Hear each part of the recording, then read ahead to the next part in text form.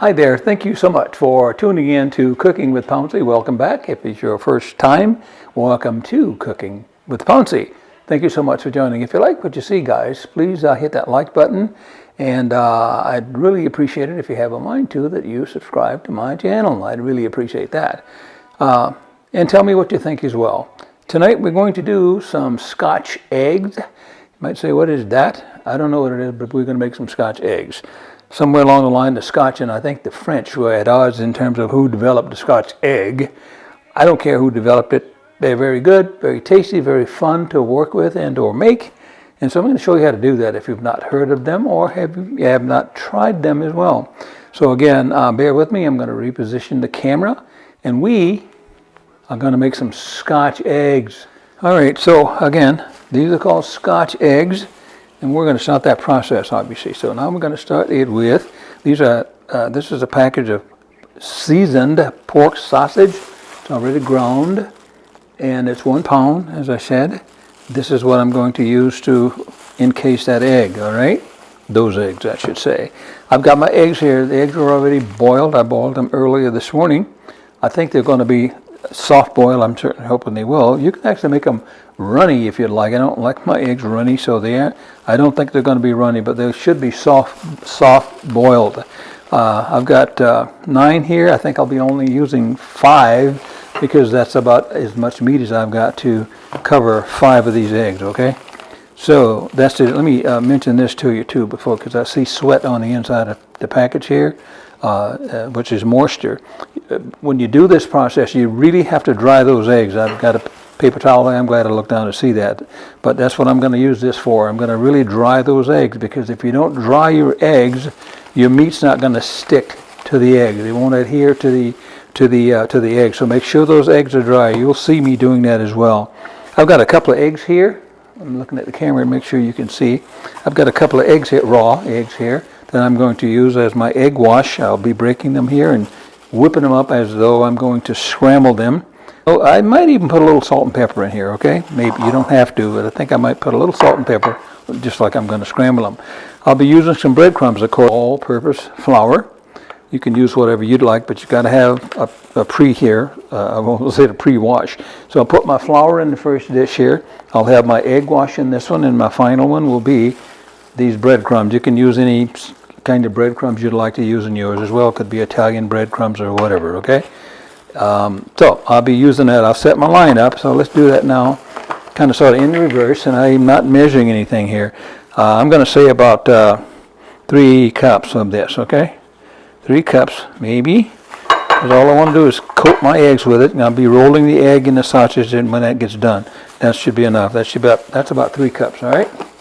And then I've got my flour. I think you can see that. I got my flour, and again, I got a dish here that I'm going to put the flour in, so that's going to be the first thing I roll my sausage in. So let's do that. And about the same thing here. I'm going to be going about maybe 2.5 cups of flour, because all I want to do is just coat the outside of that sausage egg thing with the flour. All right. So let's call that 2.5. Let's call that 3, and we're going to break our eggs here. Let's do that. And I'm going to, as I said, I'm going to whip this up just like I'm going to scramble them. All right. I'm just going to hit this like I'm scrambling them. And do it vigorously, because you want to get the whites and the yellow all mixed up there. Because that sausage egg deal is going to go in here after it rolls in my flour. And you'll be seeing all of this in the ingredient list as well. Okay, so that's about enough of that. I haven't put any salt and pepper in it, because regular vegetable oil, you can use the oil of your choice. Could be canola, could be olive oil, I guess too. Whatever oil you choose. But this is a vegetable oil here. I'm going to be using about 2.5 quarts, because what you want is your Scotch egg. You want to submerge it in that oil. You don't want it to have to turn it over and such, like you're frying fish or something. Okay, because you can deep fry fish too. But I think it's important that you submerge your egg in the oil, and that's going to take about maybe 2 quarts, maybe more. I'll let you know in the ingredient list. But in case I have enough to cover 6.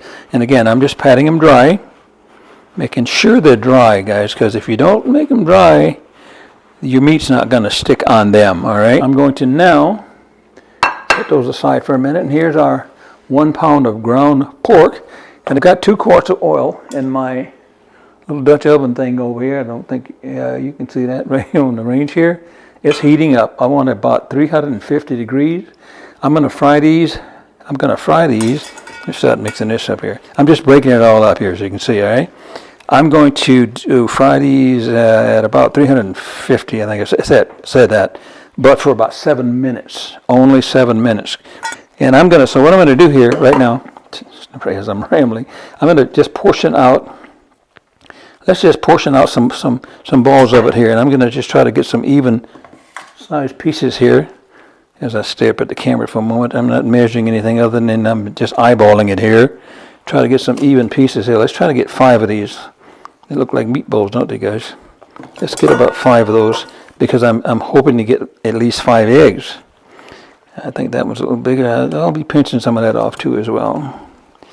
So we got, we already got 5. I don't speak too fast. I may be able to do 6. And maybe guys, maybe. I may be able to do 6. We'll see here. So we got that one. I can rub steel, if you will, a little bit off of that one.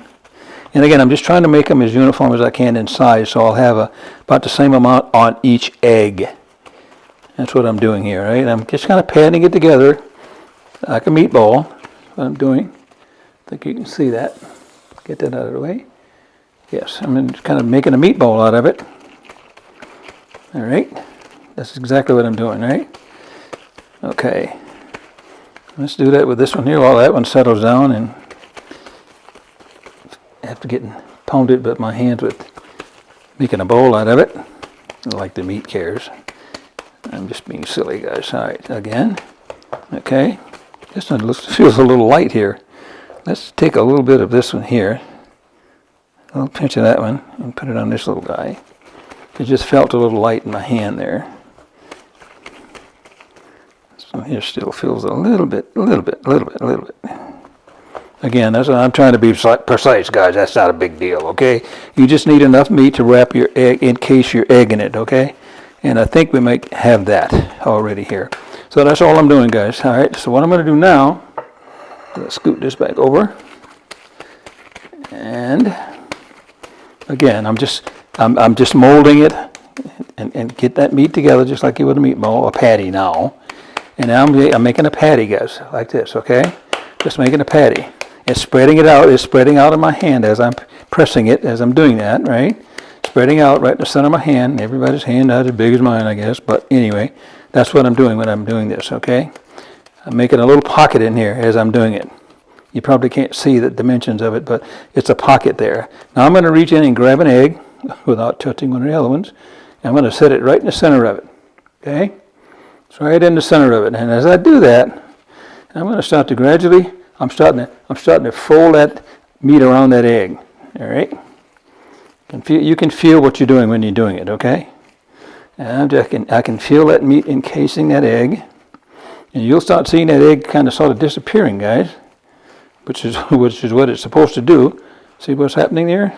I'm just pressing it. You can't see me pressing it, but I'm just pressing it around that egg as I'm rolling it in my hand and making sure that meat's going to cover it. I wish I could say this is fun. It's fun. It is fun, guys. Especially when you do it for the first time and you go, whoa, look at what I did. It's kind of cool. It's kind of cool. That one's about done, just that quickly, okay? I don't see the egg anymore. And you guys better not say you see the egg because you don't. Anyway, the egg is in there. And one of the other things I tried to do, guys, as well, tried to keep it as uniform and size, as uniform, rather not a whole bunch of meat over here and not enough right here. You know what I'm trying to say, guys. But that's how you encase that egg in that mixture, okay? Pretty cool, huh? I don't know why I did that, but I think it's pretty cool. And the other thing I did, too, I tried to keep the shape of the egg as well. As you notice, it's still shaped like an egg, all right? So perfect. I've got 6 eggs, and that 1 pound of meat gave me just enough to cover each one of those eggs. Those are medium eggs, I think, as well. Obviously, if they were extra large, you know what I mean, guys, how that equates. But anyway, there they are. It took me about maybe 10 minutes, 12 minutes maybe max to do this part of it right here. I'm going to be frying these for 7 minutes. What we're going to do now is we're going to start with our process here, and this is real simple as well, guys. So I'm going to, I think, move down so you can see the whole deal here. I think you can anyway. Let's move down a little bit more here. A little line down here. So I'll put these here. Let's start with this process here. So flour, egg, breadcrumbs, and over here. All right, so here we go. I'm going to just roll it in flour. It's got a little dusting on there, each end as well, as you just saw me do there. Make sure it's coated. And here we go with the egg. And I just rolled it in the egg. And then I'm just going to roll it in the breadcrumbs, thusly. All right, and not trying to disturb what I did with the molding process. There it is right there, guys. I'm done with it, okay? That's going to go on my platter.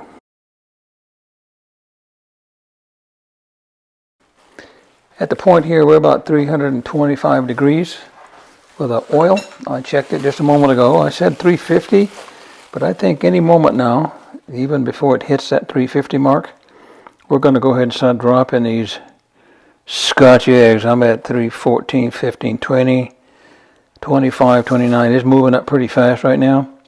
So I'm going to go ahead and start dropping these. And rolling them in there, I should say. You don't want to drop them in there. You know why that is. That's some pretty hot stuff there. So what I did was I got a spoon here that I got them on. And I'm just going to let it roll into here.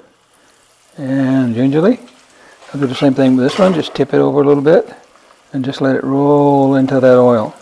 Away from you now, not this way, all right? So, same thing with this one. Gingerly put it in there. Just let it go down. Again, be careful, very careful. That's very, very hot, as you can see. Let's see this little guy in there. Right here. One more, without incident, hopefully. And we'll just let that one roll in there as well. So that's going pretty good there. And again, it was at about 330 degrees. I think I'll leave it there for the moment. I think I'm going to be fine. I'm looking at about a 7-minute cook time. And let's kind of shoot for that, guys, okay? I'm going to take my old broiler fork that I've had for 100 years. I'm not going to touch them just yet. But I'm going to make sure my heat stays where it needs to be, because as I put that in, it dropped the temperature, right? So we're going to kick it up a little bit there, just so we can still stay as close to that 350 as we can. And I just looked at my clock, and I'm going for 7 minutes here on this cook. Let's check our temperature, guys, because I know that temperature dropped probably dramatically when I put that in there. I don't know whether you can see that thermometer moving. It's 390, 380, 298, 310.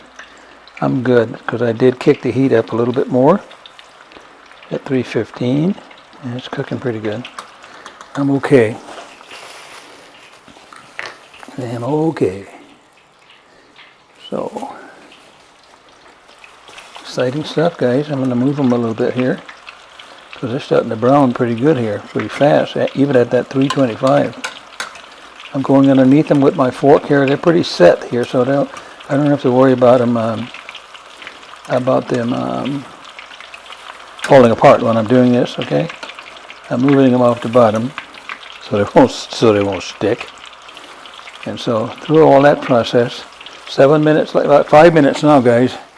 We're going to pull them out of here, let them drain a little bit on this little thing I got going here, and we're going to be done. So I'll be back with it in a little bit, and about that time it'll be time to plate these up. So I see you. Okay, guys, I just took them out of the oil. There they are. They look really, really good. It went for a total of 6 minutes, not 7. I figured because that meat was so thin, and I actually was stretching it to get it over 6 of them, that I didn't need that extra minute. So anyway, let's see what happens here. I think they're going to be just fine, and they do look very, very good. And that's what a Scotch egg cooked looks like, guys. So we're going to plate this up in a little bit, okay? All right, guys, we're back. We're getting ready to plate it up here. And again, I've got some baby arugula. For the green part of this, you know what baby arugula is. That's what it is, okay? That's already been washed.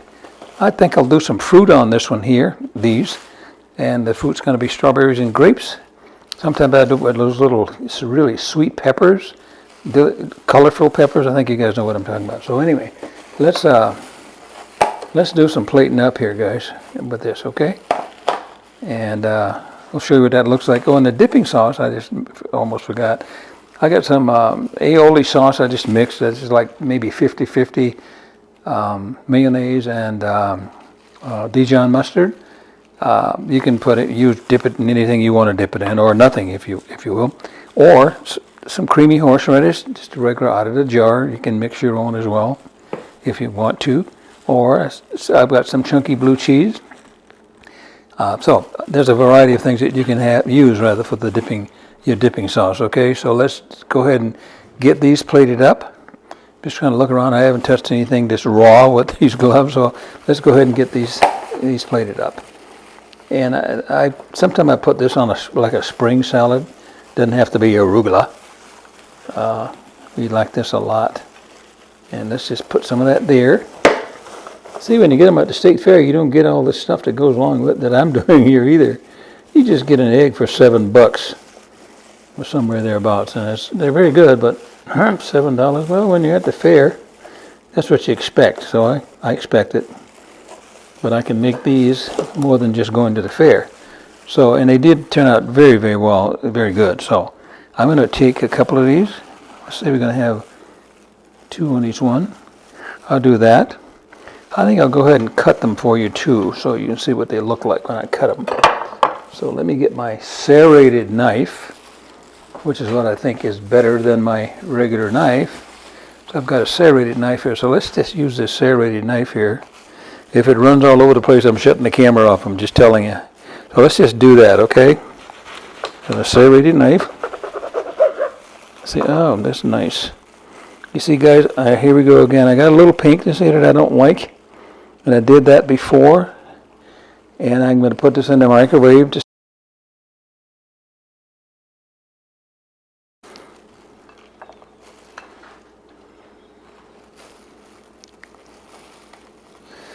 Okay.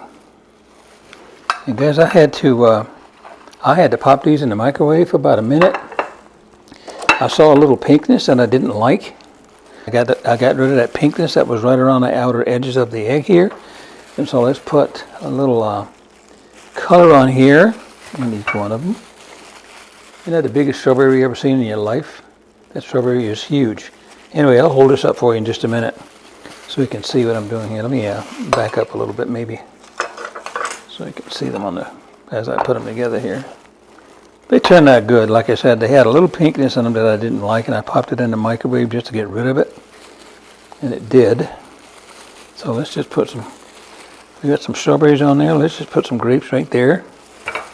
You can put whatever you want to put on yours because it'll be yours, right? So let's put some grapes right there too. I'll put a little bit of grapes right there.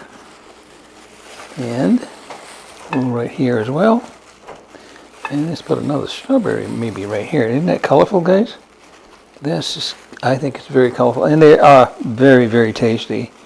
So I'm going to let you be the judge of how long you cook them. I cooked it for 6 minutes, and there was a little bit of pinkness I didn't like. Popped it in the microwave, and it took it away, and that's fine, okay? So, but again, guys, here's what it looks like, the finished product. I've used those little sweet peppers before as well for color and for taste. And we're going to have a side sauce. Could be creamy horseradish, could be aioli sauce, could be blue cheese. Okay, so that's what the finished product looks like, guys. I think they look very, very good. We're going to enjoy this for dinner tonight. Thank you so much for tuning in to Cooking with Pouncy.